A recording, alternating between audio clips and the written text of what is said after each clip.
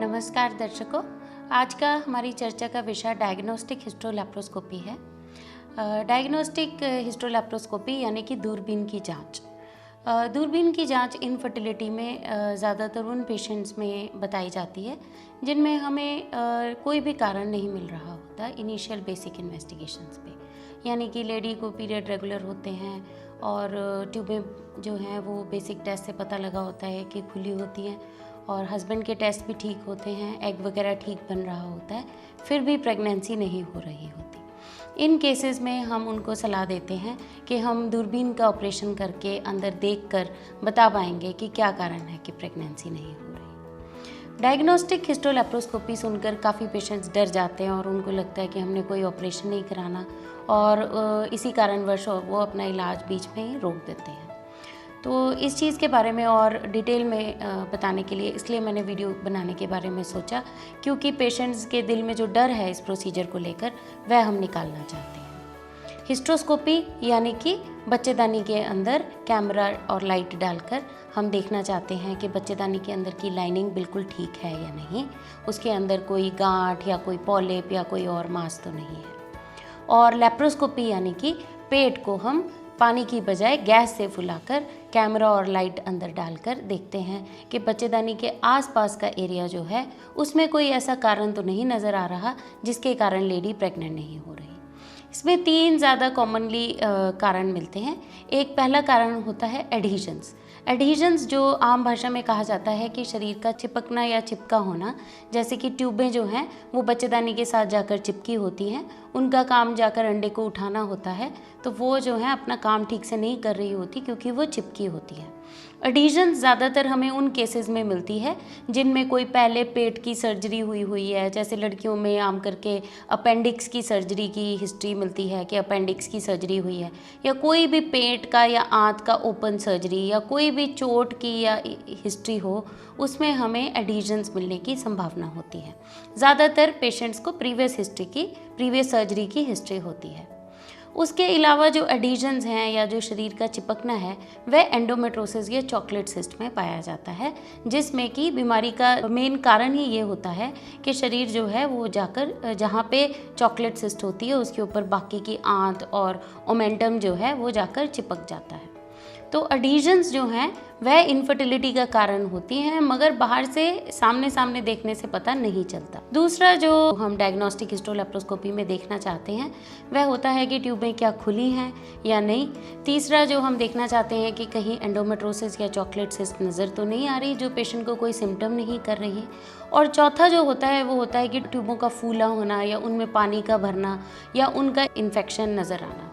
तो इन्फेक्शन जो सबसे ज़्यादा कॉमनली नज़र आती है वो किसी तरह की बैक्टीरियल इन्फेक्शन होती है।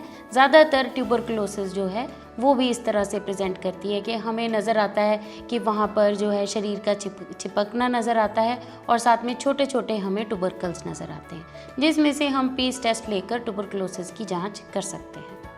अब डायग्नोस्टिक हिस्टोलैप्रोस्कोपी जो है वह एक प्रोसीजर है जो डायग्नोस्टिक है, मगर इसमें हम सिर्फ डायग्नोसिस नहीं बनाते।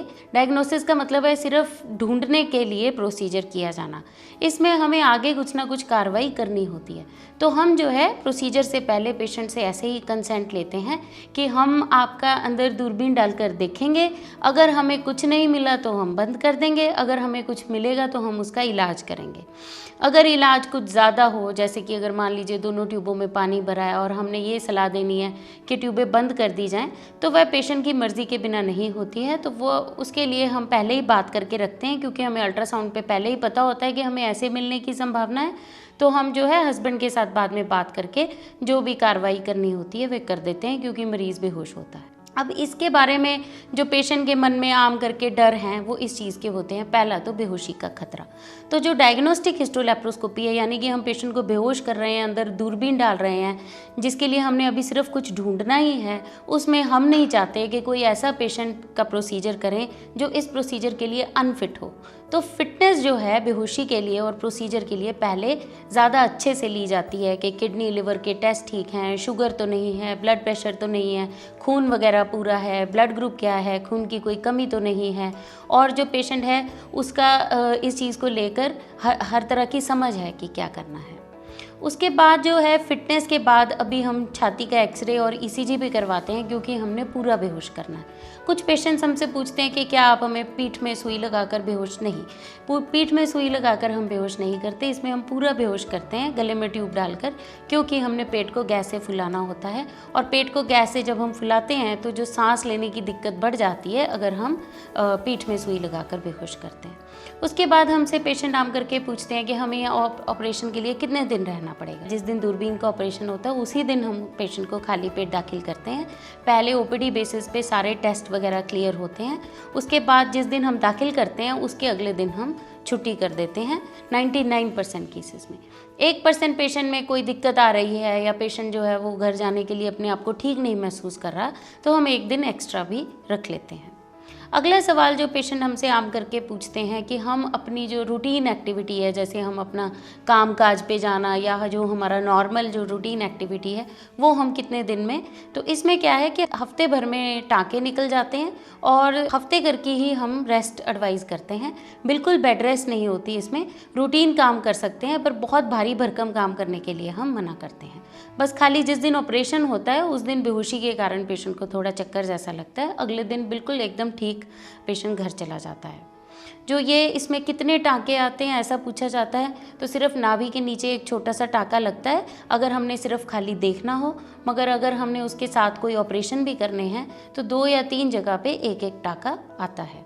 आजकल अपने आप घुलने वाले टाँके लगा दिए जाते हैं, जिससे पेशेंट को दोबारा कई बार वापस भी नहीं आना पड़ता टाँके कटवाने के लिए।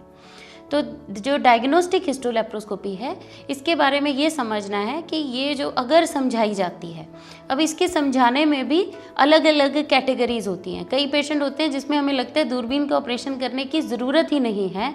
कई पेशेंट में हमें लगता है कि हाँ, अगर पेशेंट का मन आईवीएफ के लिए नहीं बना है तो हम ऐसा करके देख सकते हैं कि क्या कारण है कि हम आईवीएफ के बिना ही पेशेंट को प्रेग्नेंट कर सकें। ज़्यादातर पेशेंट में आईवीएफ बचाने के लिए ही दूरबीन का ऑपरेशन किया जाता है। किसी कारणवश हमें दूरबीन के ऑपरेशन में लगता है कि हाँ, ये पेशेंट को नेचुरल प्रेगनेंसी होने की संभावना नहीं है, तो पेशेंट को तुरंत आईवीएफ की सलाह दे दी जाती है कि आप आईवीएफ ही करवा लीजिए, आपको नेचुरल कंसेप्शन नहीं होगी। तो डायग्नोस्टिक और ऑपरेटिव हिस्टोलैप्रोस्कोपी जो दूरबीन का ऑपरेशन है उससे किसी तरह का भी डर या शंका रखने की ज़रूरत नहीं है। ये काफ़ी सेफ़ प्रोसीजर है, इसमें किसी भी तरह का कोई खतरा नहीं है और ज़्यादातर पेशेंट इसके बाद ठीक ठाक रहते हैं। और इसके बारे में आपको कोई भी जानकारी लेनी हो तो आप डॉक्टर से सलाह कर सकते हैं, आप सेंटर पे विज़िट कर सकते हैं और इसके बारे में और डिटेल में समझ सकते हैं। और अगर आपको इसके बारे में कुछ हल्का फुल्का और सवाल है तो आप नीचे कमेंट सेक्शन में कमेंट कर सकते हैं। आपका बहुत बहुत धन्यवाद।